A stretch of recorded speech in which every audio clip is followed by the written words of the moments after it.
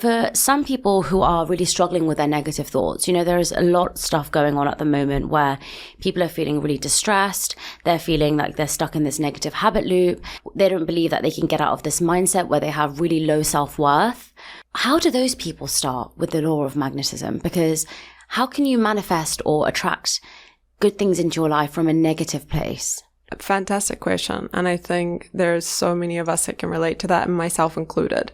Become more aware of the thoughts that are coming up. So we can't change what we're not aware of. And so bringing awareness to the tone of our mind and the dialogue of the mind helps us to just be more conscious of, oh, I'm thinking.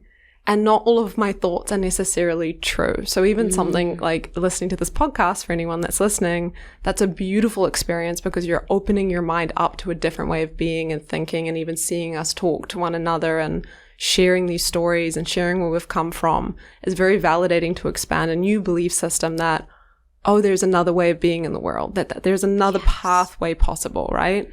For anyone that's really struggling with a lot of anxious thoughts or a lot of negative thoughts, even just to validate this, we have between 12 and 60,000 thoughts per day.